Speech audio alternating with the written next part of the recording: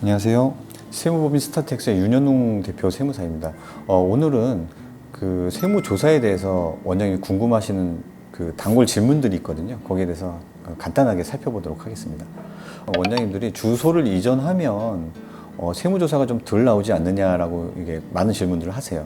거기에 대한 답변을 한다 그러면 일단은 주소를 이전할 경우에는 종합소득세를 관리하는 세무서 자체가 변동이 되겠죠. 그래서 종합소득세는 일선 세무서에서 조사 대상자를 선정하는 일이 좀 드물기 때문에 지방청에서 주로 하거든요. 그래서 주소를 이전한다고 해서 세무조사에 대한 확률이 무조건 낮아진다고 볼 수는 없습니다. 근데 다만 준세무조사라고 저희가 언급하는 사후검증이라든지 아니면 뭐 소명자료 제출 요구 같은 경우에는 세무서 단위로 진행이 되기 때문에 아무래도 뭐 강남이라든지 뭐 대치동, 뭐 도곡동 뭐 이런 쪽에 고소득자가 밀집한 지역에 만약에 거주할 경우에는 이런 사후검증 같은 부분들이 좀 덜 나올 여지는 그래도 있다라고 보시면 될 것 같아요. 그리고 두 번째, 폐업을 할 경우에는 세무조사 가능성이 없느냐라고 여쭤보시는데 결론부터 얘기하면 폐업을 하더라도 세무조사는 할 수 있습니다. 저희도 그런 경험이 있어요. 폐업한 지 2년이 된 병원인데 세무조사가 나왔어요. 그래서 보통 병원이 폐업하면 양도양수를 하잖아요. 그래서 실제로 2년 전 세무조사를 하려다 보니 그 병원에 갔는데 새로운 원장님이 진료를 보고 계실 거잖아요. 그래서 그 원장님의 협조하에 과거 자료, 거기에 대한 뭐 차트라든지 이런 부분들을 활용해서 세무조사를 진행한 경험이 있습니다. 근데 그럴 경우에는 아무래도 불편하죠. 왜냐하면 과거 자료가 그 장소에 남아있지도 않고 더더군다나 세무조사 대상자가 그 병원장님이 아니잖아요. 기존에 팔고 나간 병원장님이기 때문에 아무래도 자료도 원활하게 뒤져볼 수는 없는 거예요. 그래서 아무래도 폐업한 곳에는 세무조사를 할 수는 있지만 아무래도 국세청 입장에서도 서면조사 같이 좀 간략하게 들어갈 수밖에 없지 않느냐라는 것이 일반적인 그 견해입니다.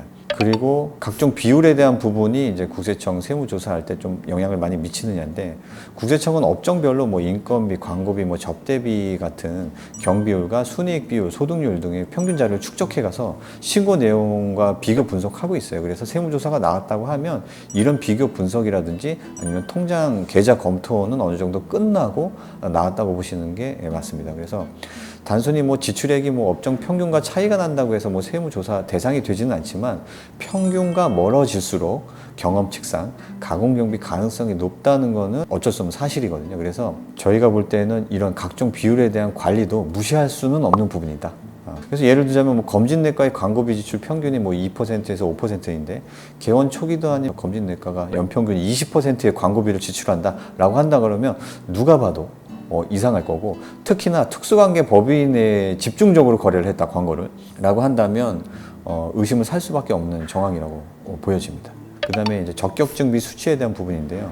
국세청 같은 경우에는 사업장의 자산 증거액과 경비 지출액 중에서 세금계산서 같은 적격증비 수치액 이외에 경비 규모를 파악하고 있어요. 예를 들어서 손익계산상 경비를 10억을 경비 처리했다고 신고를 했는데 여기에서 차지하는 인건비가 3억이고 뭐 세금 계산서가 4억이다 그럼 7억이잖아요. 그럼 나머지 3억은 뭐냐 이거죠. 보험이라든지 뭐 감가상각비라든지 하는 부분 1억을 뺀다 그러면 2억은 대부분 혐의 금액이라고 표현하는데 신용카드라든지 아니면은 뭐 개인 간이 영수증이라든지 이런 부분이거든요. 이런 것들은 전부 다 검토가 필요한 경비에 속해요. 그래서 적격 증빙을 수치하는 게 굉장히 중요한데 적격 증빙 중에서도 세금 계산서 수치 비율이 높을수록 좀 더 신뢰성이 있는 것으로 보여집니다. 그리고 반대로 신용카드 경비가 비율이 높을수록 가사 관련 경비가 조금 혼용되지 않느냐 이런 부분에 의심을 살 수는 있습니다. 그리고 다섯 번째로 부동산 구입인데요. 주위에서 아파트를 구입했더니 세무조사가 나왔다라는 말을 꽤 많이 들으셨을 거예요.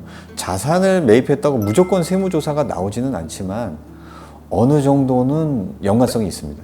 더 정확히 말하자면 이제 신고한 누적 소득에 비해서 생활비를 제외한 나머지 갖춰둔 소득이 있는데 대출을 감안했더라도 초과하는 규모의 부동산을 매입했을 경우에는 자금 출처 소명을 안내할 수도 있고 본인들이 계좌라든지 기존의 소득 신고 내용을 검토를 해서 신고 성실도 분석 결과 여기는 문제가 있다라고 하면 세무조사를 나갈 수도 있는 것이죠. 저희 세무법인의 경험상으로도 1년에 아파트를 연이어서 이제 두 채를 구입을 하셨는데 이런 경우에는 연말에 세무조사를 실제로 받았고 또 한 원장님은 이제 해외에 부동산을 구입을 하셨는데 금액이 아주 크지는 않았지만 그 전에 신고한 소득 금액에 비해서는 그래도 조금 큰 금액이긴 해요. 자금 출처가 소명이 되긴 했지만 세무조사가 이미 나와버렸기 때문에 그런 경우에는 조금 불리한 정황이었다고 볼 수가 있겠습니다.